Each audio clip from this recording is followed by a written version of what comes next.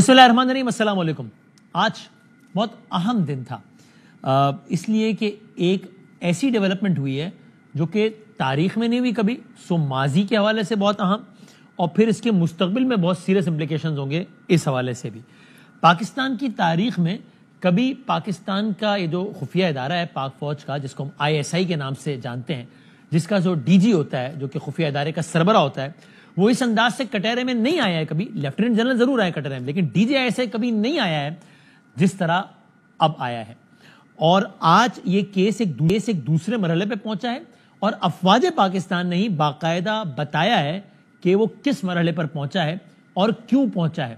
اس press release کو اگر دیکھیں تو اس میں بہت ساری باتیں صاف صاف لکھی ہوئی ہیں، اور باتیں نہیں لکھی ہوئی لیکن لکھی ہوئی ہیں۔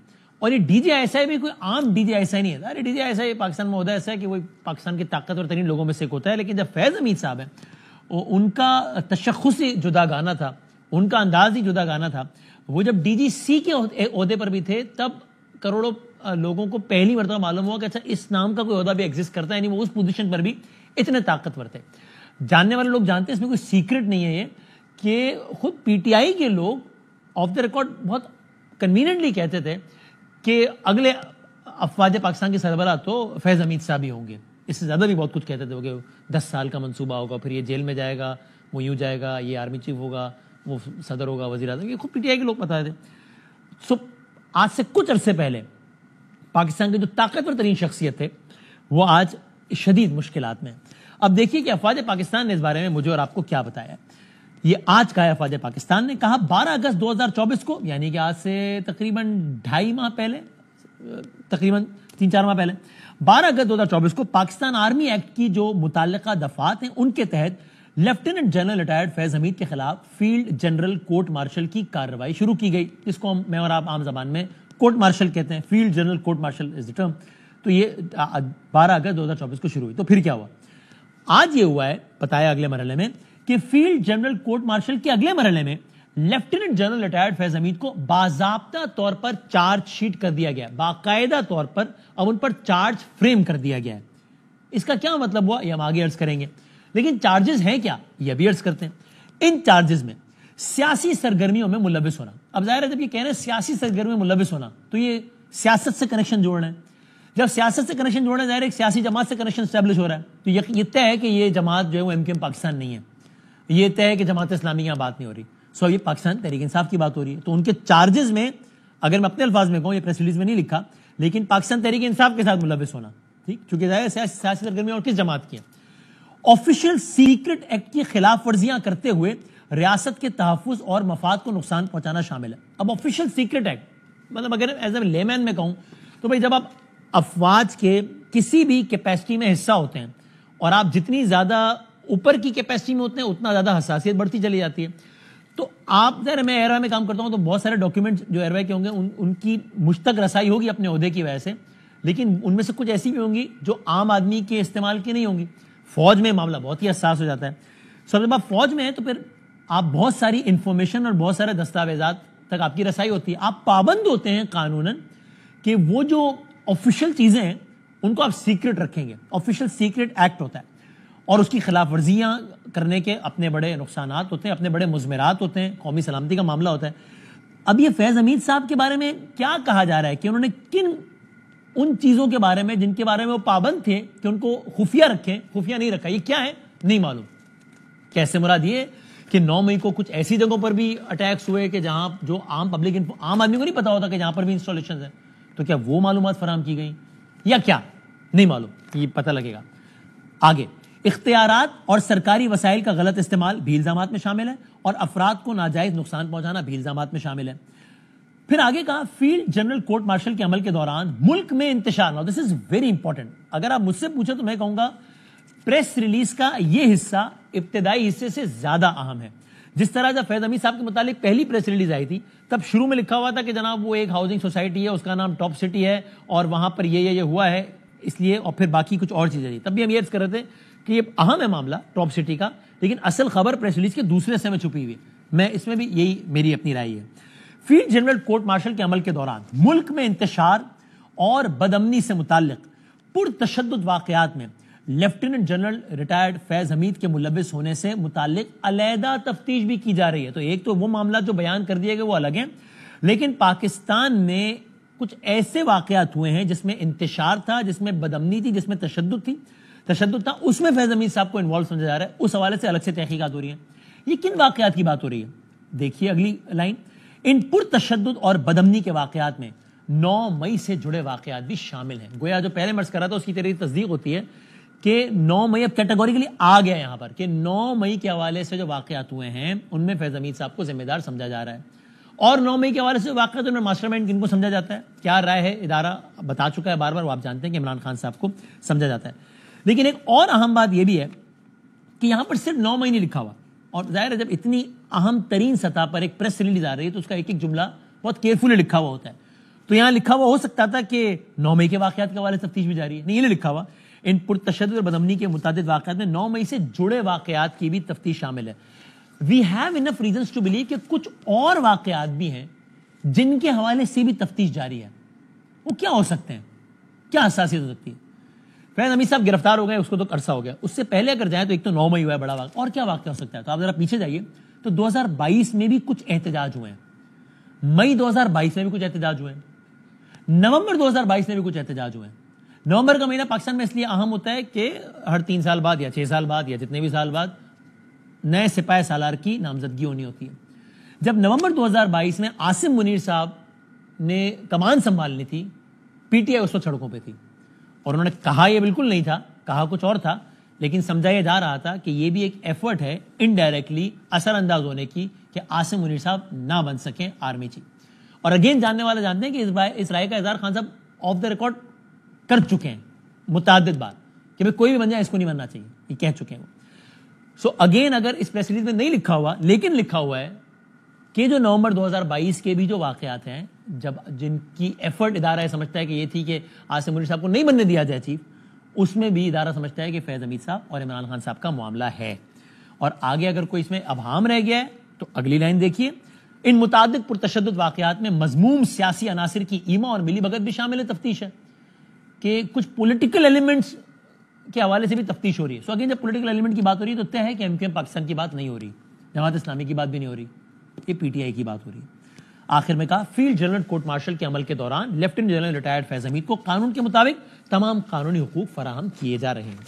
یہ یعنی اگین میں آپ کو خلاصہ کر کہہ دوں تو میں یہ عرض کر سکتا ہوں کہ مجھے یہ لگتا ہے کہ یہ اس سارے معاملے سے اخذ کر لیا گیا ہے کہ کلپریٹ صرف فیض حمید نہیں ہے, بلکہ اگر کلپریٹ ان کو سمجھا جا رہا ہے تو پرائم کلپریٹ خان صاحب کو سمجھا جا رہا ہے. وقت بتائے گا کیسا ہوتا ہے کہ نہیں ہوتا. یہ کتنی اہم پیش رفت ہے, اس کے مستقبل میں کیا اثرات ہوں گے, اس سب کے لیے ہم بات کرتے ہیں.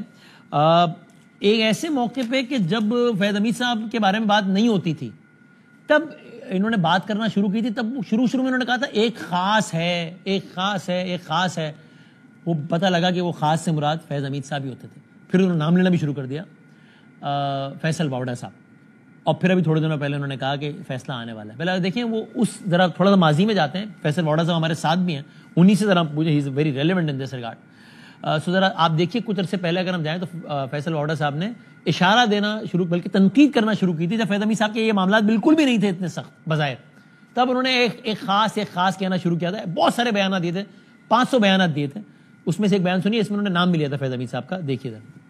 عمران خان صاحب کو بڑی اچھی طرح جانتے ہیں, تو عمران خان صاحب تو اگر آپ کے خیال میں کہ 9 مئی کو انہوں نے یہ سارے واقعات کیے, اکیلے تو یہ کام نہیں کر سکتے. عمران خان صاحب تو اندر تھے نا, یہ تو جو نیچے کی لیڈرشپ ہے, جو سارے چیمپئن اور وفادار اور پھنے خان تھے, وہ تو اب آپ دیکھ رہے ہیں سانپ اور کیڑے اور گٹر کیڑے کیسے کیسے اوپر لوگ کے آ رہے ہیں. آپ نے ایک ٹویٹ کیا کہ ایک لمبا پتلا سانپ جو ہے وہ بھی عنقریب وفاداری بدلے گا. یہ لمبا پتلا سانپ کون ہے؟ زہریلا, گھٹیا, نااہل, نکما, پورا پڑھا کریں سر. مجھے اپنا ٹویٹ یاد رہتا ہے.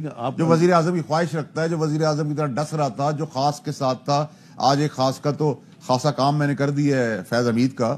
ابھی تو صرف میں آیا ہوں کرپشن تک, ابھی جو اس کے جرائم ہیں اس کی تو بات میں نے بھی. لیکن یہ پہلے جو لمبا پتلا سانپ ہے جس کے بارے میں آپ کچھ غیر پارلیمانی, زہریلا سانپ, یہ ابھی اڈیالہ جیل سے جو رہا ہوا ہے سر, یہ تو اب مجھے نہیں پتا آپ اس کو کس کیٹیگری میں ڈالیں گے, ابھی آپ دیکھتے چلیں. اب یہ 2.25 سال پہلے کا بیان ہے.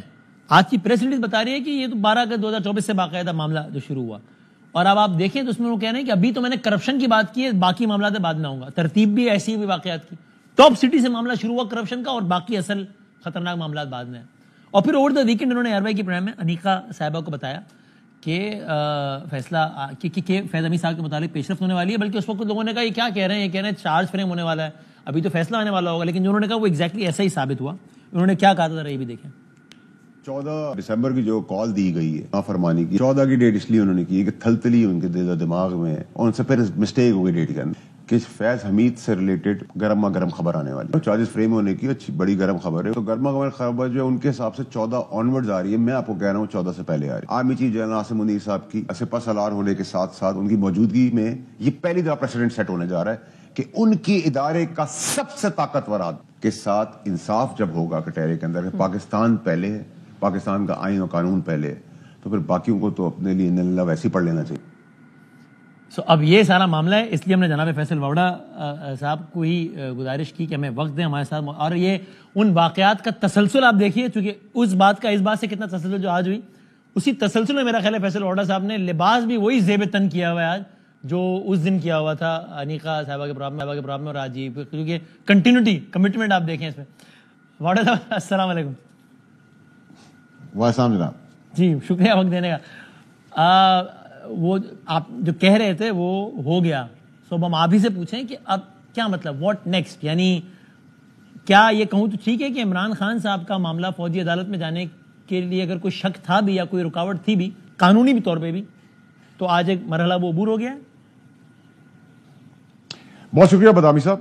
دیکھیں بتائیں گا سب سے پہلے تو یہ کہ جو چیف آف آرمی اسٹاف ہے عاصم منیر صاحب, وہ چیف جسٹس ہے اپنے ادارے کے یعنی کہ فوج کے, اور انہوں نے ایک بنیاد 70 سال بعد رکھی ہے کہ تگڑے طاقتور آدمی کا احتساب بھی ویسے ہی ہوگا جیسے عام آدمی کا ہوگا, اور کوئی بھی پاکستان کے قانون اور پاکستان سے بڑا نہیں ہے. ایک چیز. دوسری چیز یہ کہ میرے لیے سرپرائز نہیں ہوگا, بار بار میں کہہ رہا ہوں کہ عمران خان صاحب کا ٹرائل اگر آرمی کورٹ میں ہوگا میرے لیے سرپرائز نہیں ہے, نہ یہ شاکنگ نیوز ہے, میں بڑا کلیئر ہوں اس کے اندر بھی. جب آپ سپہ سالار کو اپنے ادارے کے تگڑے آدمی کو ٹرائل پہ لے کے جائیں گے اور اس کے شواہد جمع ہو جائیں گے, اور یہ کوئی کنونشنل کورٹ نہیں ہے جس کے اندر الزام لگے ہیں, اتنے الزام وہ ہیں جو پکے ہو چکے ہیں, اس کے شواہد ٹیبل پہ آ چکے ہیں, جمع ہو چکے ہیں, ان کو رائٹس دے دیے گئے, اور رائٹس ختم ہونے کے بعد یہ آج تک کے جرائم کمپائل ہو گئے ہیں. اب جو باقی جرائم آپ کو یہاں روکو چونکہ امپورٹنٹ بات کر رہے ہیں, یعنی آپ یہ کہہ رہے ہیں کہ بھائی چارج فریم کر دیا گیا ہے, یہ مس لیڈنگ نہ ہو جائے بات, لوگ کوئی یہ نہ سمجھے کہ جناب اب یہ مقدمے کا باقاعدہ آغاز ہوگا جس میں شواہد ڈھونڈنے جائیں گے اور اگر مل گئے تو نہیں, یہ شواہد آ گئے on a certain level prove ہو گئی یہ بات. Is that what you're saying? 100%. دیکھیں لیپ ٹاپ ہے, فون ہے, ڈیوائسز ہیں, ڈاکیومنٹس ہے, اسٹڈی کی ڈاکیومنٹس ہے جو ان کو ان کے ساتھ اس گیم کے اندر حصے تھے, ان کی گواہیاں ہیں, ان کے شواہد دیے ہوئے ہیں. یہ تو اتنے جرم جو کیے تھے فیض حمید صاحب نے اس کو کمپائل کر کے اس کا فائنل سٹیج ہو گیا. اب جو جرائم باقی ہیں ان کے اوپر انویسٹیگیشن ہو رہی ہے, وہ بھی کمپائل ہو کے ایک جگہ پہ آ جائیں گے. اور یاد رکھیں کہ جب فوج کا بڑا انوکھا سسٹم ہے اور بڑا زبردست سسٹم ہے کہ وہ جسٹس سسٹم کے اندر کوئی گنجائش نہیں چھوڑتے, اور چاہے وہ چھوٹے لیول کا افسر ہو یا بڑے لیول کا افسر ہو, اور 70 سال میں ہم نے نہیں دیکھا کہ کسی غلط آدمی کو سزا ہو گئی ہو. نمبر 1. نمبر 2 یہ کہ جیسے OW ہے فوج کی اوور واچ, وہ اپنے ہی لوگوں کے اوپر اوور واچ بھی رکھتی ہے, اسی طرح SIB ان کی ایک برانچ ہے جو آج بھی لیفٹیننٹ جنرل کے گھر کے پاس سے گزر جائے حاضر سروس تو اس کا پسینہ آ جاتا ہے کہ یہ کیوں گزری ہے. تو جب اس ٹائپ کی لیول کا میکینزم ہوگا تو کوئی گنجائش نہیں اس میں کوئی غلط چیز کی یا فیصلہ غلط ہو جائے. تیسری چیز ہے کہ اگین عمران خان صاحب کے شواہد بھی فیض حمید صاحب دے چکے ہیں, گواہیاں بھی دے چکے ہیں, اور ہر چیز فیض حمید صاحب بہت پہلے دے چکے ہیں. تو عمران خان صاحب تو اس رنگ سے باہر نہیں جا سکتے, جس کا میں بار بار ان کو کہہ رہا تھا, جس وجہ سے مجھے نکالا بھی گیا, اور ان کے ساتھ ان کی بیگم بھی اس میں شامل ہے, تفتیش آئیں گی. اور ایسا نہیں ہو سکتا کہ فوج اپنے فوجی کو ملٹری ٹرائل کرے اور کسی اور کو, عمران خان صاحب یا دیگر کو کسی اور جگہ پہ ٹرائل ہونے دیں. ایسا نہیں ہو سکتا کہ آپ بھاولپور میں عمران خان کا ٹرائل کریں اور امریکہ میں فیض حمید کا کریں. ایک ہی جگہ یہ ٹرائل ہونا ہے, کس طرح ہونا ہے یہ آگے دیکھ لیتے ہیں, اور سرپرائزنگ بات بھی نہیں ہوگی. دوسری چیز ہے کہ ارشد شریف کا کیس بھی ابھی پینڈنگ ہے, اس کو مائنس نہ کریں. آپ جو عمران خان صاحب پہ فائرنگ ہوئی اس کو بھی مائنس نہ کریں. تو ابھی بہت کچھ ہونا ہے. اب صرف دعا یہ ہے کہ سزائے موت نہ ہو, عمر قید سزا ہو, یہ دعا ہو سکتی ہے. اپنے آپ کو ڈسکریڈٹ کرنے کی ضرورت ہے پی ٹی آئی والوں کو, اور اب جنجو جو یہ آپ کس کے لیے کہہ رہے ہیں؟ فیض صاحب کے لیے، خان صاحب کے لیے، کہ سزائے موت نہ ہو، عمر قید ہو جائے؟ دونوں کے لیے کہہ رہا ہوں، میں دونوں کے لیے کہہ رہا ہوں، میں دونوں کے لیے. یعنی آج کی تاریخ میں آپ کو لگ رہا ہے کہ بس یہی انہی میں سے، اسی دو تین چیزوں میں سے ہونا ہے، کچھ انہی دو میں سے کچھ ایک ہونا ہے؟ دیکھیں دیکھیں فیض حمید کی کورٹ مارشل کے ساتھ سزا ہونی ہے تو دعا یہ کی جا سکتی ہے کہ اللہ میاں سزائے موت نہ دے دے، عمر قید دے دے، ٹھیک ہے. یہی اپلیکیشن دوسروں کے اوپر بھی. اس سے کم کچھ نظر نہیں آ رہا آپ کو خان صاحب یا فیض صاحب کے لیے؟ یاد رکھیں پشاور کے اوپر سب سے پہلے تنصیبات تھی فوج کی جس میں احتجاج کیا تھا پی ٹی آئی نے، اور اس میں بھی کور کمانڈر پشاور فیض حمید صاحب تھے. تو گھر کا بھیدی تھا. فیض حمید صاحب کو بھرپور طور پہ استعمال کیا جا رہا تھا اپنے مفاد کے لیے، آرمی چیف بنانے کی کوشش کی جا رہی تھی، دھرنے، جلوس، قتل و غارت، مار داڑ، شہادت ارشد شریف کی، اس کی ٹائمنگز، اس کا جنازہ اٹھنا، اس کے اوپر تحریک چلنا، عمران خان پہ فائرنگ ہو جانا، یہ اس میں آپ سمجھتے ہیں کہ صرف فیض حمید اکیلا ہی کام کر رہا تھا؟ اور فیض حمید اتنا بڑا monster D G I S I ہونے کے بعد کیسے بنا؟ ویسے بھی لیفٹیننٹ جنرل بریگیڈیئر بھی بلا ہوتی ہے، لیکن فیض حمید کی اتنی بڑی بلا بری کیونکہ پرائم منسٹری کی پشت پناہی ان کو حاصل تھی اور پریزیڈنشیل فارم آف گورنمنٹ کی طرف لے جانا تھا، ریوارڈ کرنا تھا، اپنے باپ کی ممنانی کرنی تھی. اور میں ان کیڑے مکوڑے گٹر کے کیڑوں سے بچا رہا تھا، کہہ رہا تھا نہ کرو نہ کرو نہ کرو، اور میرے نکالنے کے بعد اسی ڈگر پہ وہ چلے اور اس ڈگر سے یہاں تک پہنچ گئے. اور یہاں سے آگے جو میں آپ کو بتا رہا ہوں وہاں بھی آپ جاتے ہوئے دیکھیں گے. آپ یہ کہہ رہے ہیں، پھر اگلے پوائنٹ پر آئیے گا خالی میں اس پہ، کہ آپ کہہ رہے ہیں کہ خان صاحب پر ناکام اور ارشد شریف صاحب پر کامیاب قاتلانہ حملہ جو ہوا انفارچونیٹلی، یہ اس میں بھی فیض حمید صاحب انڈر ٹرائل آنے ہیں؟ سر صرف فیض حمید نہیں آئے گا، دیگر بھی آئیں گے. کون؟ آپ بتائیں نا، وہ بھگوڑا جو ہے مراد سعید، وہ کیوں بھاگا؟ اس طوطے کے اندر کس کی جان پھنسی ہوئی ہے؟ وہ بھگوڑا مفروض جو ہے حماد اظہر، وہ کیوں بھاگا ہوا ہے؟ چلیں بہت سارے اور بھگوڑے بھی ہیں، لیکن یہ دو بھگوڑے کیوں بھاگے ہوئے ہیں؟ بزدل جو ہیں. اچھا سمجھے نا آپ بات کو. اچھا، تیسری چیز یہ کہ D G I S P R کا جب آئی ایس پی آر کی پریس ریلیز آتی ہے تو آپ تو عقل مند آدمی ہیں، لیکن میرے یہاں نالائق آدمی 8 دفعہ پڑھتا ہے، کیونکہ D G I S P R بہت ہی سمارٹ آدمی جب پریس ریلیز ایشو کرتے ہیں تو ان کی ایک ایک ورڈ کے اندر 3 4 پیغام چھپے ہوتے ہیں. اس پیغام کے اندر آج جب میں پڑھ رہا تھا 8ویں دفعہ تو مجھے کلیئرٹی تو مل رہی تھی کیا ہو رہا ہے، کیا پریس ریلیز ہے، لیکن اس کے ساتھ جو باریکی سے سیاستدان ریاست کو انوالو کرتے ہیں، فوج کے لیے وینم رکھتے ہیں، مجھے آپ کو اور ان کو بھی یہ پیغام ملا ہے کہ اب یہ نانسنس ایکسیپٹیبل نہیں ہوگی، اور اگر گنڈا پور صاحب اب چڑھائی کے لیے آتے ہیں تو یہ اس طرف سے فائنل کال ہوگی. اور ابھی بھی اگر میرے ڈاٹس کو آپ کنیکٹ کریں میری تجزیے کو 2 سال کے، تو آپ کو آج میری بات پہ یقین ہو جانا چاہیے کہ بی بی خان کی جان کیوں لینا چاہتی ہے خدا نہ خواستہ، کیونکہ ایونچولی پھندا بھی بیگم صاحبہ تک بھی جانا ہے. تو ہمیشہ اس خطے کے اندر بلکہ انٹرنیشنلی بھی کیا ہوا ہے، جو مدعا ہے اس کو فارغ کر دو تاکہ اپنے پہ بات نہ آئے. تو اب تو یہ بہت ہی سیریس سچویشن میں ہم داخل ہو چکے ہیں. اب ہم سے دعا یہ کر سکتے ہیں کہ بس اس میں بات چیت کے مرحلے کے تحت سزائیں جو ہونی ہے گناہ کی، اس میں عمر قید تک بات ہو جائے، قید تک بات ہو جائے، پھانسی تک بات نہ ہو.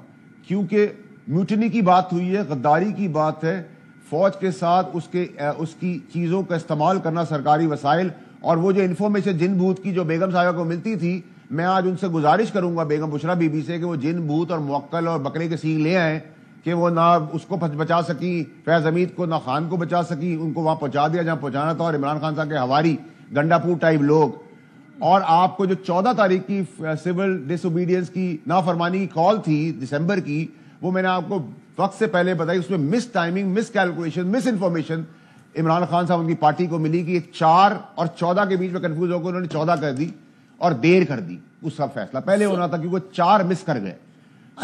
لیکن یہ نافرمانی کی کال جو ہے اس کے غبارے سے بھی ہوا نکل گئی، اور وہ کال ملک کو نقصان پہنچانے کے لیے دی گئی، ملک کو ڈیفالٹ کرانے کے لیے کی گئی، ملک کی کرنسی کو گرانے کے لیے کی گئی، کرنٹ اکاؤنٹ ڈیفیسٹ کو جھٹکا دینے کے لیے کرنے کی کوشش کی، ریزروز کو جھٹکا دینے کی کوشش. کیونکہ آپ فیض حمید کو بچانا چاہتے تھے، اور فیض حمید بچتا تو وہ بھی بچ جاتا، وہ بچتا تو دوسرا ہی بچ جاتا، دوسرا بچتا تو تیسرا ہی بچ جاتا. تو ہم ایک اس ڈگر پہ جا چکے ہیں، اور ابھی بھی میری کوشش ہوگی کہ بات چیت کے ذریعے پی ٹی آئی کی اچھے چہرے جو ہے وہ اس ملیٹنٹ ونگ سے اپنے آپ کو ڈسکنیکٹ کرے, جیسے باقی پولیٹیکل پارٹیز کے بھی ملیٹنٹ ونگ سے تمام کے انہوں نے آپ نے بار بار جملہ کہا کہ بات چیت کے ذریعے ذریعے کچھ کر لیں تاکہ یہ نہ ہو جائے, پھنس نہ جائے. کیا مطلب اس کا؟ یعنی اس پہ ہو سکتا ہے کوئی اس پر یہ سوال کرے کہ اس کا مطلب جو ہے وہ سزا کا تعین جرم کی بنیاد پر ہونا ہے یا بیہیو کرنے کی بنیاد پر ہونا ہے؟ دیکھیں, اگر آج بھی آپ نے دہشت گردی ٹیررزم کی بنیاد پہ پروٹیسٹ کرنے, بدماشی کرنی اور آپ کو مجبوری میں بھی وہاں کھڑا رہنا پڑے گا تو آپ 3 اور 13 میں نہیں رہیں گے. اب آپ آئیں گے تو یہ فائنل کال ہے, اٹس اپ ٹو یو. آپ نے سننا ہے تو سنیں. Press release P T I کی ایک گھٹیا لوگوں کی جن کو 15 سال میں مسلطہ رہا خان صاحب کی موجودگی میں, ان کی گھٹیا پالیسیوں کے تحت یہاں تک پہنچے ہیں اور آگے ہی پہنچے گے. وہ جو کفن پوش ہیں وہ واقعی میں کفن باندھ لیں تو بہتر ہے. میری گزارش ہوگی ان کو جو 5 پارٹیاں چھوڑ کے اور کہہ رہے تھے ہم کفن باندھیں گے. آپ کفن بننے کے بعد آپ دیکھیں گے کتنی تیزی سے ریورسل ہوگا اور آپ دیکھیں گے بیانات میں کتنا تسلسل تیزی سے ڈفرنٹ ہوگا. اور آج وہ گورنمنٹ صاحب بیٹھنے کو تیار ہے, جو بہت اچھا خوشائن جمہوری طریقہ ہے کہ اس میں پھر بھی وہ آپ بار بار یہ اشارہ دے رہے ہیں کہ اگر پی ٹی آئی یا اس میں اشارہ نہیں دے رہا, میں بڑی کلیئرٹی سے بات کر رہا ہوں. چلو پھر میں کلیئرٹی سے سوال کر لیتا ہوں کہ اگر آپ یہ کہہ رہے ہیں کہ بھائی پی ٹی آئی یا اس کے کچھ انڈیویجولز اگر بیہیو کریں تو شاید سخت سزا سے بچ جائیں ورنہ بہت سختی آنے والی ہے, تو پھر یہ سوال ہی اٹھے گا کہ بھائی کیا مطلب, یعنی جرم کی بنیاد پر اگر کسی نے جرم کیا ہے تو آج وہ بیہیو کرے نہ کرے سزا ہونی چاہیے, اور جرم نہیں کیا ہے تو پھر وہ کسی بھی سیاسی جماعت کا کھڑا رہے سزا نہیں ہونی چاہیے. اس کو آپ نے تھوڑا سا غلط کونوٹیشن میں آپ میں نے کہا جنہوں نے گناہ کیا ہے ان کو تو سزا ہونی ہے, اس میں تو بڑی کلیئرٹی رکھیں.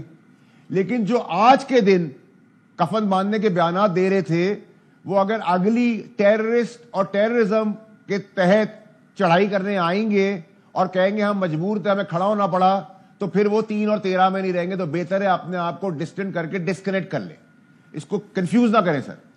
اچھا, تو یعنی اس سے لگ رہا ہے کہ اب وہ بات چیت مذاکرہ جس پہ پی ٹی آئی بھی راضی ہے بات کر رہی ہے, وہ سلسلہ اب اس ساری گفتگو آپ نے کچھ اس کے تناظر میں کیا سمجھے, وہ آگے بڑھ سکتا ہے یا اب وہ سارے مراحل اب لیٹ ہو گیا ہے, it's too late for that now?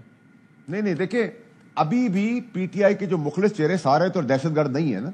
جو مخلص چہرے ان کو سیاست کرنی بھی چاہیے, جمہوری راستہ بھی نکالنا چاہیے, اور ان راستوں کے اندر شاید یہ بہتری ہو سکتی ہے کہ اگر پھانسی کی سزا ہو تو عمر قید میں تبدیل ہو جائے. یہ ساری چیزیں کیونکہ یہ دونوں سائملٹینیسلی ہوتی ہے, کبھی کبھار پھانسی کی سزا ہوتی ہے عمر قید میں کنورٹ ہو جاتی ہے. تو اور تیسری اور موسٹ امپورٹنٹ چیز یہ کہ اب اس ٹائپ کی چڑھائی مار دھاڑ کی سیاست جو ہے وہ قابل قبول نہیں ہوگی. آپ نے یہ الزامات پیپلز پارٹی سے لے کے ایم کیو ایم سے لے کے نون تک اور آگے پارٹیوں کے اندر دیکھے, جدھر ماڈل ٹاؤن کی ٹیررزم ہوئی, لاشیں گری, تو انہوں نے بھی اپنا کو ڈسٹرنیٹ کیا نا, اس چیز سے ہٹ گئے. ایم کیو ایم بھی ہٹ گئی, اس سے مخلص چہرے سامنے آ گئے. تو اسی طرح پی ٹی آئی کے اندر بھی جو مخلص چہرے جو اس چیز کی سیاست کا حصہ نہیں بننا چاہتے تھے, مجبوراً کھڑے ہوئے تھے یا چھپ جاتے تھے, ٹویٹ کر کے سامنے نہیں آتے تھے, اب ان کو کمپلیٹلی ڈسکنیکٹ کرنا ہوگا اپنے آپ کو, اور یہی وے فارورڈ ہے. اور دیکھیے جب صاحب یہ کہہ رہے ہیں پی ٹی آئی کے ساتھ کھڑا رہے گا وہ پھر اس کو مار پڑنی ہے. پھر نہیں, پی ٹی آئی کے ساتھ جو دہشت گردی یہ فارمولے میں کھڑا رہے گا اس کو تو مار پڑنی ہے, اس میں کوئی گنجائش نہیں ہونی چاہیے. اور اس کے اندر پیغام میرے آپ کے لیے اور بڑی پولیٹیکل پارٹیز کے لیے بھی ہے کہ اب ریاست اور پاکستان کو آپ نہ بدنام کر سکتے نہ نقصان کر سکتے. تو یہ بڑی کلیئرٹی, اور یہ 70 سال کے بعد اگر یہ بنیاد ڈلی گئی ہے, اور جو انٹرنیشنل پریشر تھا وہ میں 15 کے بعد ملکوں میں جا رہا ہوں, وہ بھی آپ دیکھیں گے کہ ان ملکوں سے بھی اب پازیٹیو رپلائی آنا شروع ہوں گے جب ان کو آپ اصلیت جا کے بتائیں گے. وہ بھی کام ہمارے جیسے ہی آدمی کر کے دے گا کہ وہ ملک جو آج لابیسٹ کے تھرو یا انڈائریکٹلی بات کرتے تھے وہ بھی اب پازیٹیو بات کریں گے, کیونکہ اب یہ معاملہ جو ہے وہ بڑا clear black and white table per as a representative of state of یہ ابھی ابتدائی عشق ہے. اچھا, آگے دیکھیے ہوتا ہے کیا, ابتدائی عشق خیر ہوتا ہے کیا, آگے دیکھیے ہوتا ہے کہ. تو آپ پاکستان کی ریاست کے نمائندے کے طور پہ جا رہے ہیں مختلف ممالک میں؟ نہیں سر, کیونکہ آپ سر اگر D G I S P R کا بیان چلاتے ہیں تو میں تو آپ سے نہیں کہتا آپ ان کے دوست ہیں یا ہماری ورکنگ ریلیشن شپ ہے, رپورٹ کر رہا ہوں, تو آپ مجھ پہ بھی نہ الزام لگائیں. میں پاکستانی بھی ہوں اور سینٹ کا منتخب سینیٹر بھی ہوں, تو میرے پاس بھی جواز ہے سر. مجھے بھی گزارش ہے آپ سے کہ حکم دے دے, اجازت دے دے تو میں بھی چلا جاؤں. اور اب آگے ہائی آفیشل سے ملیں گے پھر سر؟ اب ہمارے لیول پتہ نہیں سر کیا ہے, لیکن ہم تو سیاست سے پہلے بھی. آپ کا لیول تو شہباز شریف صاحب سے کم تو نہیں ہے کسی بھی طور پہ, 2-4 گنا زیادہ ہی ہے ان سے آپ کا لیول. یہ تو میں ان کو آپ بلا وجہ کیوں لے آتے ہیں سر؟ اچھا, آپ ان کا حوالہ بھی مناسب نہیں سمجھ رہے. وزیر اعظم پاکستان لگے ہوئے ہیں یار, ٹھنڈی سانس لے کے सोए हुए होंगे आज सर, उनको थोड़ा सुकून लेने दें सर, फिर आपको पता है वो खुद ही उनकी पार्टी क्राइसिस क्रिएट कर देती है, तो आज सोने दें उनको। तो लेकिन इस बारे में आखिरी सवाल कि आप कह रहे हैं कि यानी इंटरनेशनली भी आप अपने तौर पे कोशिश करेंगे ये पैगाम पहुंचाने की कि जनाब ये इमरान खान साहब का मामला नहीं सर, मैं कोशिश नहीं करता सर, मेरी सक्सेस रेट 9 out of 10 है अल्हम्दुलिल्लाह, चाहे वो सियासत में हो, अपनी जाती जिंदगी में हो, कारोबार में हो, जिधर भी हो, इज 9 out of 10। सो मैं जब जाऊंगा तो ये पैगाम नहीं, मैं उनको कन्विंस भी कर लूंगा, उनको बता भी दूंगा, और उसका रिजल्ट भी आप लोग देख लेंगे इंशाल्लाह। तो किन ममालिक में जा रहे हैं सर? ये तो मैं आपको वक्त से पहले नहीं बताता, आप चाहते हैं कि लोग मेरे लिए वहां पहले से ऑपोजिशन खड़ी कर दें, इतना बेवकूफ तो मैं हूं नहीं सर। अच्छा, वक्त आने बता देंगे, ठीक है। सो अब इसका मतलब फैसल ऑर्डर साहब, एक फवाद चौधरी साहब एक बात लेकर आए, आज उन्होंने लिखी, आप भी किसी ना किसी तनाजुर में आपका भी एक बयान चला कि जनाब जिसमें आपने कहा हर जमात के मैंडेट को तस्लीम करना चाहिए बशमूल पीटीआई। फवाद चौधरी साहब कहते हैं कौमी हुकूमत हल है कि जिसमें तमाम जमातों के नुमाइंदा कोई वजीर आजम आ जाए, ये इसकी कोई पॉसिबिलिटी है? देखिए सर, अभी तो हम किसी को कोई गिराने की बात इसलिए नहीं करती, गिराता उसको है आदमी जो खड़ा हो। अच्छा, हुकूमत इतनी गिरी हुई है कि इसको क्या ही गिराएंगे? आपने कभी देखा है कि बगैर खड़े आपने किसी को गिरा दिया हो? मैं इस कुर्सी से खड़ा हूंगा तो आप टांग लगाएंगे तो मैं गिरूंगा ना, बैठे हुए मुझे कैसे या लेटे हुए कैसे गिरा सकते हैं? नंबर एक, ना ऐसी बात हो रही है, ना ऐसी कोई चीज है।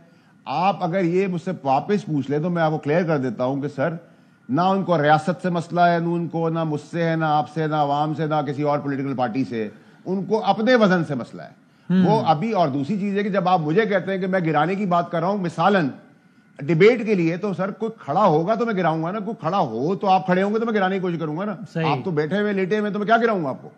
और कितना ही गिर जाएंगे। अच्छा ठीक है। और ये इमरान खान साहब का मामला जरा तेजी से आगे चलेगा मिलिट्री कोर्ट का, जो आपकी राय में जाएगा, तो यानी it's a matter of few weeks now? नहीं सर, फ्यू वीक्स में तो पाकिस्तान में कुछ नहीं होता। 45 साल में आपने भुट्टो साहब का ये बताया कि वो गलत हुआ, इस बार 45 साल नहीं होंगे, 45 महीने भी नहीं होंगे, it's going to be much before time. और ये स्पीडी ट्रायल है, जस्टिस ट्रायल है जस्टिस का, और ये बहुत ही संजीदगी से लेना चाहिए और बहुत तकलीफ दे अमल है कि आप कहां से शुरू होते और कहां पहुंच गए और कहां जा रहे हैं। तो आखिरी बात, 14-15 तारीख आ जाएगी, सिविल नाफरमानी शुरू हो जाएगी, इससे कोई प्रेशर नहीं बनेगा किसी पे भी? सर सिविल नाफरमानी का तो हवा निकल गई गुब्बारे से, मुल्क को नुकसान पाकिस्तानी कौम को पता चल गया है कि ये फैज हमीद को बचाने के लिए कर रहा था, मैं ठीक साबित हो गया, अल्लाह की मेहरबानी है। और बेचैनी और थलथली आप देख रहे हैं, प्रेस रिलीज में मेरा नाम लिख लिख के मुझे बड़ी प्यारी प्यारी बातों से नवाज रहे हैं, तो मैं तो उन कीड़े मकोड़ों को 15 साल भी अपने पैर के नीचे रखा है, आगे ही पैर के नीचे रखूंगा, उनकी तो कोई सुनने को तैयार ही नहीं है। वो जो प्लान करते हैं उसको अल्लाह की मेहरबानी से मैं अकेला सिंगल हैंडली अंडू कर देता हूँ। कितने इन्होंने प्लान बनाए, 24 को आएंगे, रिहा करा लेंगे, मैंने कहा भाग जाएंगे, भाग गए। मैंने कहा डी चौक पे नहीं आएंगे, उससे पहले घंटा पूर्व आपने कहा वो पहुंच गया है, आने वाला है, वो कॉफी पी के चुस्की डाल के डिग्गी में बैठ के चला गया, नमूदार हो गया। तो बड़ी बड़ी बातें सबने की हैं, 2.5-2 साल से आपको सिखा रहा हूं, आगे भी इंशाल्लाह अल्लाह के हुक्म से चीजें ठीक होगी। Towards the end Faisal order साहब, एक और अहम बात है कि पिछले दिनों जब आप बिलावल साहब से मिले, आपने उनके लिए तारीफी कलमात कहे, तो बहुत सारी ये बात ये होने लगी है मार्केट में, आपके बयान से जरा इसमें वजाहत आ जाएगी कि जनाब कुछ ऐसा हो सकता है कि जिसके तहत नून लीग पीछे चली जाए, ड्राइविंग सीट पे बिलावल साहब को ले आया जाए और सिस्टम इस तरह आगे चले। Right now as we speak इसका कोई चांस है या नहीं? एक तो आपने वो कहा ना कि नून लीग अपना कोई ब्लंडर करे और जाए, वो अलग बात है, ठीक है, उसको वो तो आ गया, नोटेड। लेकिन कहीं और भी कहीं ये सोच पनप रही है कि इस सिस्टम में सब बंदी में ऐसी कोई तब्दीली की जाए, या फिलहाल एज वी स्पीक ऐसी कोई सोच नहीं है?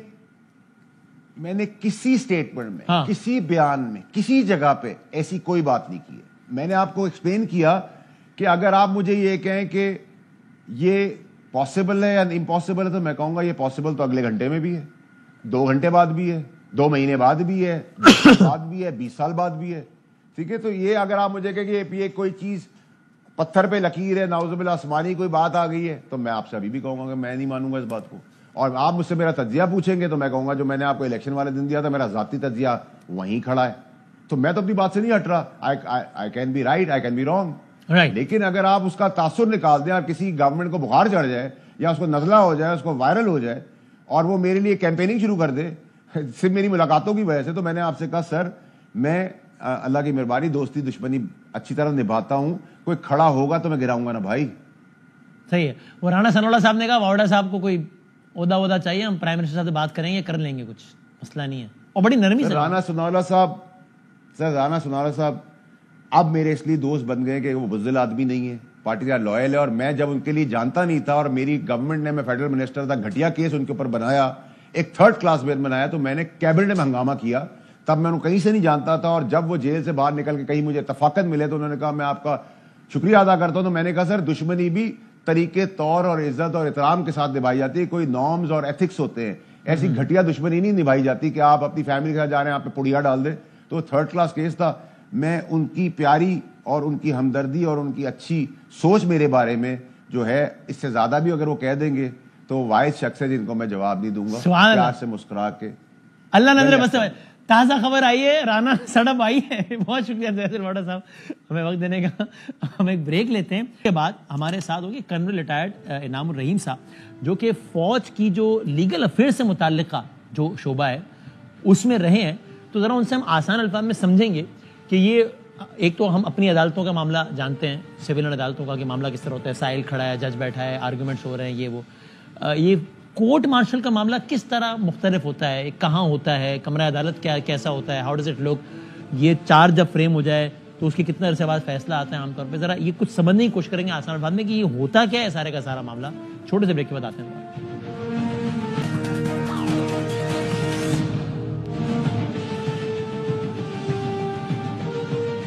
خوش آمدید کہتے ہیں آپ کو ایک بار پھر. فوجی عدالت تو خیر الگ معاملہ ہوتا ہے. کورٹ مارشل وہ معاملات چلتے کس طرح ہیں, ذرا مختصر اور آسان الفاظ میں سمجھنے کی کوشش کرتے ہیں. کرنل ریٹائرڈ انعام الرحیم صاحب سینئر وکیل ہیں پاک فوج سے. میں نے کہا جیک برانچ جسے ہم کہتے ہیں, لیگل برانچ جسے جج ایڈوکیٹ جنرل برانچ کہتے ہیں, اس سے بھی آپ منسلک رہے ہیں اور ظاہر فوج سے منسلک رہے ہیں. سر السلام علیکم.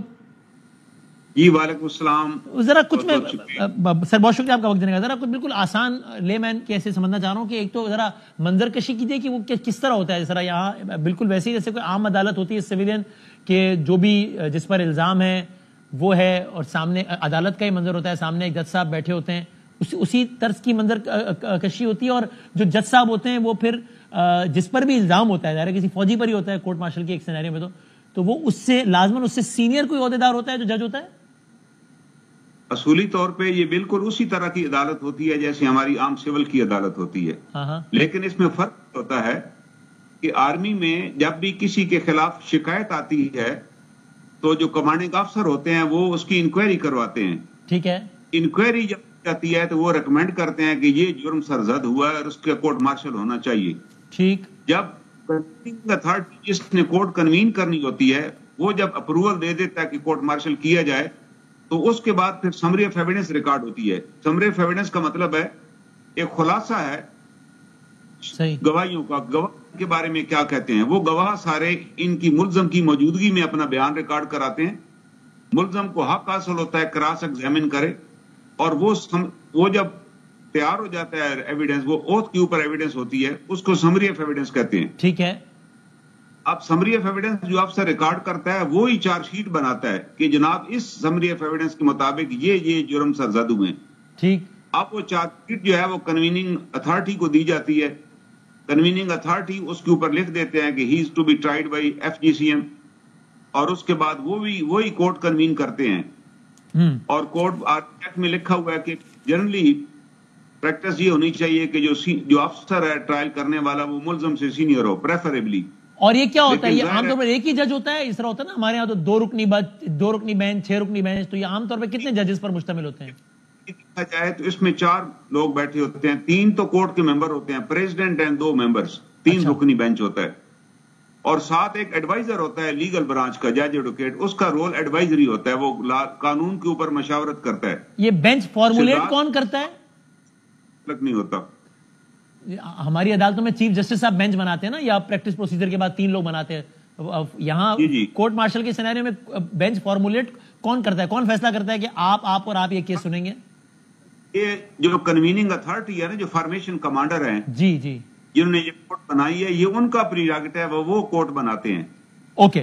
اور سر یہ جس طرح یہ والا کیس آج ایک مرحلے پہ پہنچ گیا نا, جہاں کہا گیا کہ باضابطہ طور پر چارج شیٹ کر دیا گیا ہے, تو جب بھی کوئی کسی افسر کا کیس اس مرحلے پر پہنچ جائے کہ جب کہا جائے کہ اب باضابطہ طور پر چارج شیٹ کر دیا گیا ہے, تو عموماً آن ایوریج, ظاہر ہے it can vary from case to case, but on average charge sheet کر دیے جانے کے کتنے عرصے بعد فیصلہ آ جاتا ہے؟ اصل میں ہوتا یہ ہے کہ آپ ان کو آج جب یہ پیش کیا گیا انہیں کورٹ میں, آج پہلی دفعہ कोर्ट लगी उसमें ये कोर्ट पेश हुए और उसके अंदर उन्होंने इनको चार्जशीट पढ़कर सुना दी कि ये आपके खिलाफ चार्जेस हैं। सही है। और साथ ही उन्होंने इनको टाइम दिया कि आप इसके ऊपर जो तैयारी करना चाहते हैं, को काउंसिल जो भी करना चाहते हैं, आपको हम 24 घंटे का टाइम देते हैं और 24 घंटे बाद दोबारा ट्रायल शुरू होगा। उस वक्त ये आकर रिक्वेस्ट कर सकते हैं कि जी मैंने फलां काउंसिल को एंगेज करना है।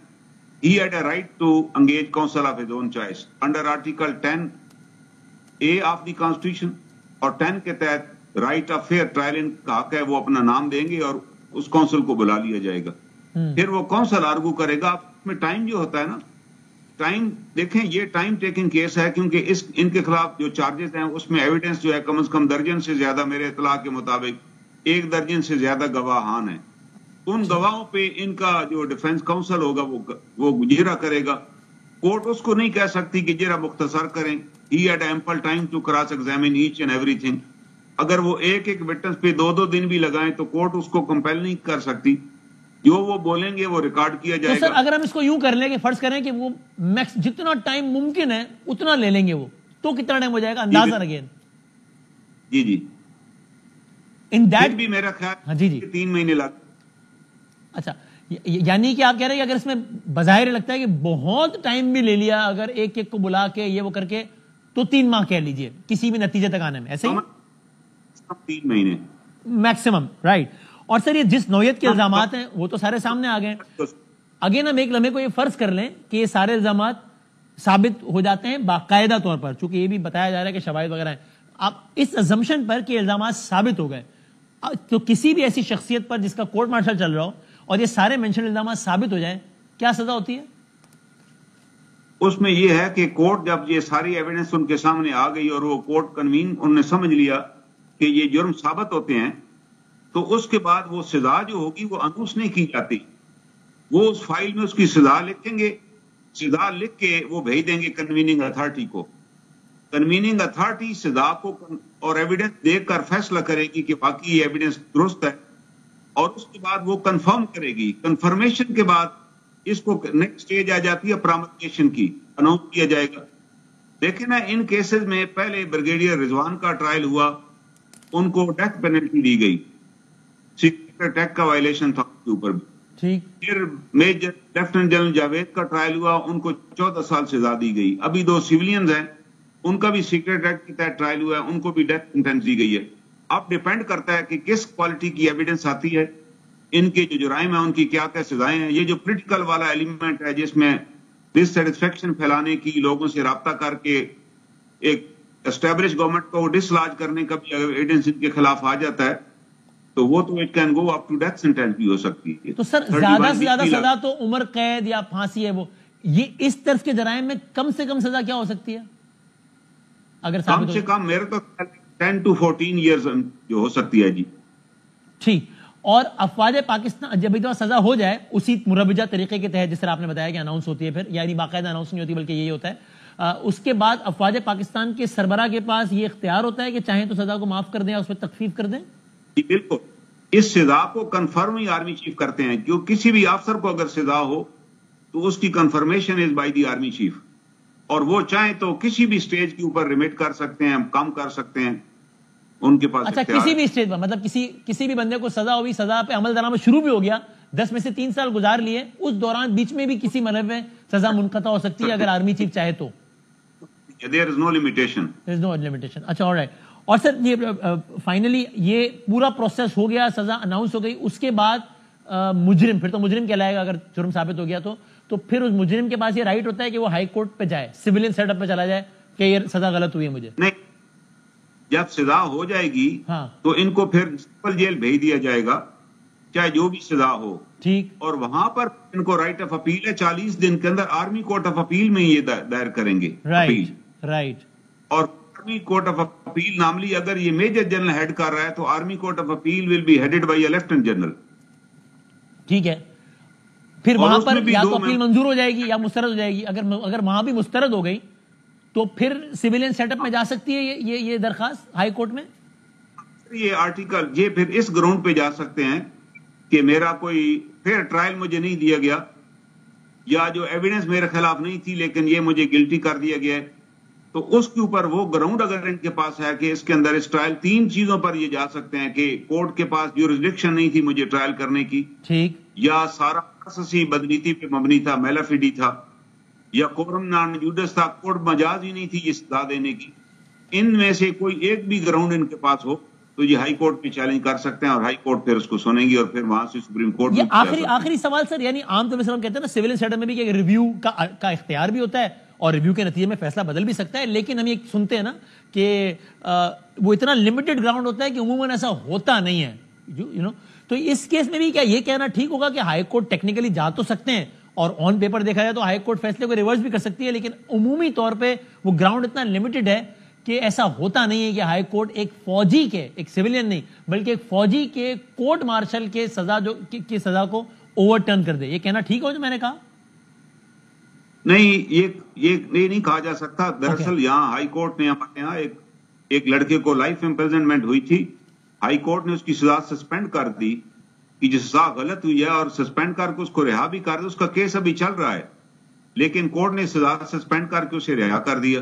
اسی طرح سپریم کورٹ کے ریویو کے اندر ڈیتھ کو انہوں نے لائف امپریزنمنٹ بدل دیا. انہوں نے کہا ڈیتھ غلط دی گئی ہے کیونکہ اس کو عمر قید تھی، انہوں نے ڈیتھ دی، انہوں نے کہا جی نوٹس نہیں دیا گیا. سپریم کورٹ نے نظیر ہے، صحیح ہے. اور اگر ہائی کورٹ سے بھی مسترد ہو جائے تو سپریم کورٹ بھی جا سکتا ہے بندہ، جی جا سکتا ہے سپریم کورٹ. وہ فائنل فورم ہوگا جہاں پہ پھر کچھ بھی پیپل ایگزامپلز ہیں جہاں لوگ سپریم کورٹ میں گئے اور سپریم کورٹ نے سزا ریورس کی. Correct. Thank you very much sir, بہت نوازش، بہت شکریہ. جتنی بھی پاسبلٹیز ہو سکتی ہیں ممکنہ طور پر کسی فوجی کے کورٹ مارشل کے دوران اس سارے کی، وہ ہم نے ان سے سمجھی. انعام صاحب سے ایک آگے بڑھتے ہوئے پروگرام کے اختتامی حصے میں ایک خبر جو کہ کل ہیڈ لائن تھی. پاکستان میں آپ جانتے ہیں وہ خبروں کا بہاؤ اتنا تیز ہوتا ہے کہ اہم ترین خبر بھی کبھی پس منظر، بالکل جو ہے وہ پس منظر سے، وہ پیش منظر سے پس منظر میں چلی جاتی ہے. آپ جانتے ہیں کہ مولانا صاحب نے اس وقت کہا ہوا ہے کہ جناب ہمارے مطالبات اگر نہیں مانے تو ہم سڑکوں پر آ جائیں گے. دوسری طرف کل حکومت نے جو ہے وہ ایک پریس کانفرنس کر دی علماء کے ساتھ. ان علماء میں سے ایک نے ہمارے پروگرام میں کہہ دیا کہ اگر مولانا کا بل منظور ہوا تو ہم سڑکوں پر آ جائیں گے. یعنی ایک عجیب و غریب کیفیت ہے. اس میں مولانا صاحب کی پارٹی آج کس سٹیج پر کھڑی ہے، کیا ہے؟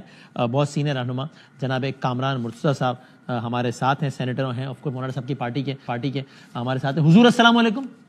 وعلیکم السلام.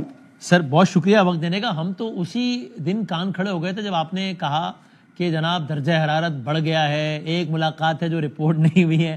وہ درجہ حرارت نظر آیا، بہت واضح طور پر نظر آیا. ابھی اگر میں آپ سے پوچھوں تو اس وقت آپ کے پاس سر حکومت کی طرف سے آخری آفیشیل ورڈ کیا ہے؟ یہ ہے کہ یعنی حکومت کہہ لیجیے یا ایوان صدر کہہ لیجیے جو بھی، کہ جناب دیکھتے ہیں یا نہیں، یقین دہانی ہے کہ بھائی ہو جائے گا سائن، یا کچھ بھی نہیں ہے؟ وہ کہتے ہیں نا صاف چھپتے بھی نہیں، سامنے آتے بھی نہیں. اچھا، سو ابھی یہ والا معاملہ ہے. اور اچھا یہ تو آپ نے معلومات ہو گئی، تجزیہ آپ کا کیا ہے کہ یہ معاملہ ہوگا یا نہیں ہو پائے گا باوجود؟ وہ بڑے احترام والے الفاظ میں پورا معاملہ نہیں وہ کہتا، مگر یہ دونوں کام ہوں گے. دونوں کام؟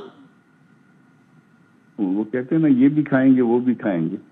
اچھا وہ صحیح، آپ نے وہ بس اتنا ہی ہے، یہ بھی کھائیں گے وہ بھی کھائیں گے. اچھا آپ نے پورا محاورہ نہیں بتایا، ورنہ لوگ سمجھتے ہیں آپ 100 جوتے اور 100 پیاز کی بات کر رہے ہیں. لیکن ٹھیک، میں نے یہ نہیں کہا. آپ نے نہیں کہا، میں اس کی ذمہ داری میں یہ میں نے کہا، آپ نے نہیں. لیکن سر یہ معاملہ مطلب ایوان میں حل ہو جائے گا یا میدان میں جائے گا؟ ایوان یا میدان؟ ویسے تو چیزیں جو ہے نا یہ ایوان سے نکال رہے ہیں اور میدان کی طرف سے جانا چاہتے ہیں. ہم کوشش کر رہے ہیں کہ میدان تک نہ بات جائے، مگر اگر گورنمنٹ کو پسند ہے تو پھر کچھ بھی نہیں کر سکتے. اگر میں یہ کہوں کہ آج کی تاریخ میں ابھی جب میں آپ سے بات کر رہا ہوں تو اس معاملے پہ میدان کا والا آپشن ہی شاید زیادہ لگ رہا ہے. بات دے لینا خواستہ ہی صحیح، لیکن لگ رہا ہے کہ معاملہ اس طرف جا رہا ہے. یہ کہنا ٹھیک ہوگا؟ دیکھیے کل مجھے بڑی حیرت ہوئی جب انہوں نے علامہ صاحب کی، اشرفی صاحب کی وہ فنکشن کروایا سرکار کے خرچے پہ ان کی سربراہی میں، اور اس میں 3 وزیر اس میں موجود تھے. جی ہاں. اور وہ بل جو ان 3 وزیروں نے کیبنٹ میں بیٹھ کے پاس کیا تھا اور بعد میں اس پہ ووٹ کیا تھا، وہ اس مخالفت میں شامل تھے. تو مجھے تکلیف میں نہیں کہتا، کیونکہ یہاں پہ تکلیف والا عمل جو ہے نا وہ ہمارے ملک میں جو ہے نا زیادہ تکلیف وہ کرو زیادہ حساس ہو جاؤ تو پھر جو نا اپنے پہ آپ پیٹتی ہے. تو مجھے حیرت بہرحال ضرور ہوئی. اچھا یہ آپ نے اچھا کہا. میں اپنے دوستوں یاروں کو بھی یہی مشورہ دیتا ہوں کہ بھائی اپنی اوپینین بالکل رکھنی چاہیے, اس اوپینین کو کمپرومائز بھی نہیں کرنا چاہیے, لیکن کوشش کرو اس نظام میں ایموشنل انویسٹمنٹ کم سے کم کر دو, ورنہ جو ہے وہ بندہ کرتا ہی رہے, ورنہ تو اپنا بیڑا غرق کرے گا. تو میں نے عمر کے اچھے حصے میں سبق سیکھ لیا, میرا خیال ہے کہ یہ کام نہیں کرنا.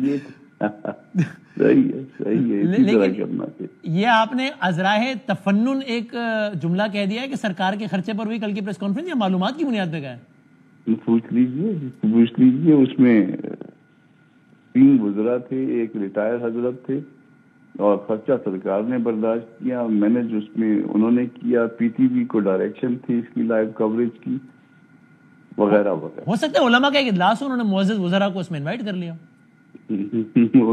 معزز وزراء جو ہے وہ ساتھ تھے نا, ان کی سپرویژن میں سارا کچھ ہوا. اچھا سر, اس میں انفارمیشن کے وزیر بھی شامل. صحیح, ٹھیک کہہ رہے ہیں. یعنی اس میں آپ کو کیا باقاعدہ گلا نہیں ہے, ایموشنل انویسٹمنٹ نہ کرنے گلا نہیں ہے کہ, یا بہت ہی مضحکہ خیز صورتحال نہیں ہے کہ وہی وزراء یا انہی کی صفوں میں سے کچھ وزراء جو آپ کے پاس آ کر 26ویں ترمیم کے فضائل بتا رہے تھے اور آپ کو اسی بل پہ دستخط کرنے یا منظور کروانے کی یقین دہانی کرا رہے تھے, آج وہی باقیوں کے ساتھ بیٹھ کے بتا رہے ہیں کہ بل کتنا برا ہے اور اس کے نتیجے میں کتنی تباہی آتی ہے. یعنی ڈونٹ یو فیل ڈچ کہ یار یہ کیا دو رخی ہے, یہ کیا ہے مطلب؟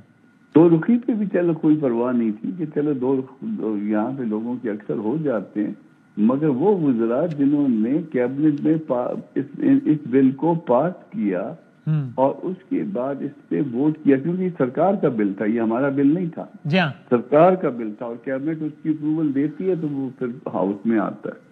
تو پھر جو نا پاس کرنے کے بعد جو ہے نا اس میں سے نقص اور محاورتن کیا لیتے ہیں, کیڑے نکال رہے تھے. آپ نے آخری مرتبہ جب میری بات ہوئی آپ نے کہا کہ بلاول صاحب آئے ہیں اور بلاول صاحب نے کہا ہے کہ یہ آپ کا بل ہی نہیں ہے, یہ ہمارا بل ہے, آپ بے فکر رہیں.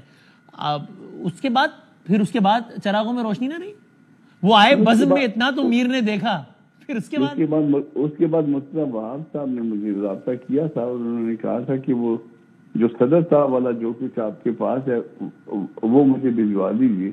وہ میں نے بھجوا دیا, اور وہ جو صدر صاحب والا ہے وہ پیس میل میں ہوا ہے. پیس میل میں آپ کو بھی پتا ہے کہ 1 گو میں ہوتا ہے, جو آبجیکشن آتے پیس میل میں نہیں ہوتا. اور یہ صدر صاحب والا جو کچھ یہ جو اب جس کے اوپر ریلائنس ہے ان کا, وہ آفٹر 10 days ہے. صدر کا اختیار زیادہ سے زیادہ 10 دن کے اندر ہے, ورنہ اس کے بعد جو ہے نا یہ تصور کیا جاتا ہے کہ وہ قانون بن گیا, اور وہ 10 دن کے بعد ہے. صدر صاحب نے نہ صرف کہ اس کو قانون نہیں بننے دیا, جو کہ یعنی اگر وہ صرف خاموش بھی رہتے, کچھ نہ کرتے تو بھی قانون بن جاتا. انہوں نے پریکٹیکلی اقدام کیا کہ اس کو نہ بننے دیا جائے. آپ کا یہ شکوہ پر مگر وہ ڈیمنگ کلاز آ گیا ہے اس میں ڈیمنگ کلاز آ گیا ہے. وہ ذرا اس کی ڈیٹ وہ جو نا وہ ایکسپوز نہیں ہو پا رہی ہے. جس وقت ڈیٹ سامنے آ گئی تو آپ کو خود بخود پتا چلے گا کہ کانسٹیٹیوشنلی جو ہے نا یہ بل جو ہے قانون بن چکا ہے. آپ کا شکوہ اس ضمن میں صرف حکومت سے ہے یا پیپلز پارٹی سے بھی ہے, بلاول صاحب سے بھی ہے؟ بلاول کی اس دن میں اس کی جو باڈی لینگویج دیکھ رہا تھا پازیٹیو تھے, یہ جس کی آپ فوٹو چلا رہے ہیں نا, جس کی دن والی بات ہے, تو وہ اس دن باڈی لینگویج جو تھی اور جس طرح سے وہ بات کر رہے تھے, تو وہ جو میری اسسمنٹ ہے وہ یہ تھا کہ غلط جانی نہیں کر رہے, درست کہہ رہے ہیں کہ یہ بل آپ کا نہیں ہے, ہمارا بل ہے, اور ہم اس کو پاس کرانے میں اپنا پورا وہ کریں گے. باقی نیتوں کا حال تو اللہ پاک جانتے ہیں, مگر بہرحال جو میری ایک انسانی جو وہ اسسمنٹ تھی وہ یہی تھی کہ درست کہہ رہے ہیں. جو یہ بھی ہو سکتا ہے کہ وہ ان کے جاتے سال دوسرے دن جو ہے نا وہ پھر واپس ہوا. وہ جو آپ نے پھر بتایا کہ دوسرے دن رانا ثناء اللہ صاحب کی ملاقات ہوئی, ایک اور ملاقات ہوئی جو کہ رپورٹ نہیں ہوئی. جب میں نے آپ سے پوچھا کہ ملاقات سیاسی شخصیت سے تھی یا غیر سیاسی, تو آپ نے کہا میں اس پہ کامنٹ نہیں کروں گا, جس سے میں نے تاثر لیا. آپ نے بالکل نہیں کہا کہ شخصیت سیاسی نہیں تھی. مولانا صاحب اسی کا حوالہ دے رہے تھے کہ ہمیں دھمکیاں نہ دو, دھمکیاں نہ بھیجو ہمیں جلسے میں, جو کہہ رہے تھے وہ. مولانا کو کون دھمکی دے سکتا ہے, ہم ویسے بھی دھمکی میں نہیں آتے ہیں, اتنا وہ نہیں ہے. ہم دیکھیں دھمکی میں وہ آتے ہیں جن کے پاس کچھ ہوتا ہے کھونے کو, ہمارے پاس کھونے کو کچھ نہیں ہے. تو کوئی ایسا مسئلہ نہیں ہے, ان چیزوں سے ہم ڈرتے ورتے نہیں ہیں. کوئی اگر دھمکیاں دے بھی تو, لیکن دھمکی آئی میرے علاقے میں نہیں. آخری بتانے بات کہ ممکن ہے کہ بلاول صاحب کے بارے میں آپ کہتے ہیں بالکل ٹھیک ہو, وہ بھی دل و جان سے چاہتے ہو کہ بل منظور ہو, لیکن ان کی مجبوریوں, یاد ہے نا پہلے بھی انہوں نے آپ سے کچھ مجبوریوں کا تذکرہ کیا تھا فوجی عدالتوں کے حوالے سے کہ بات تو ٹھیک ہے لیکن میں مجبور ہوں, ہو سکتا ہے ایک اور مجبوری آ گئی ہو. اس بات کرنے سے منع کر دیا گیا تھا, اور یہ بلاول نے اس کے پھر جو نا اس جو ہمارے سے بات ہوئی تھی اس میں اس کے تسلسل میں پھر مرتضیٰ وہاب نے رابطہ کیا تھا, پھر ڈاکومنٹ میں نے بھجوا دیا تھا, مگر اس دفعہ پھر مرتضیٰ نے فون نہیں کیا. ٹھیک ہو گیا, دیکھتے ہیں. بہت نوازش, بہت شکریہ عمران مرتضیٰ صاحب. مرتضیٰ وہاب صاحب سے شاکی ہیں کہ انہوں نے فون نہیں کیا اور یہ ساری صورتحال بتا رہے تھے. دیکھتے ہیں معاملہ کس طرف جاتا ہے. کامران صاحب کی گفتگو سے تاثر نہیں مل رہا کہ ان کو ابھی آج ایز وی اسپیک کو یقین دانی ہوئی ہے کہ یہ بل منظور ہو جائے گا, یہ بالکل بھی یہ تاثر نہیں مل رہا, بلکہ معاملات اس سے ذرا دور لگ رہے ہیں. کہتے وہ یہ ہیں, الفاظ میرے, ان کے الفاظ نہیں ہیں کہ حکومت یہ کرے گی, حکومت 100 جوتے بھی کھائے گی 100 پیاز بھی کھائے گی. پھر یہ میرے الفاظ ہیں, انہوں نے محاورہ پورا نہیں پڑھا, لیکن وہ یہ ان کو یہ لگتا ہے کہ اپنے طور پہ گورنمنٹ ریزسٹ بھی کرے گی اور پھر بالآخر سائن بھی کرے گی, 100 جوتے بھی 100 پیاز بھی. زندگی صحت رہی تو کل ملتے ہیں انشاءاللہ. اللہ حافظ.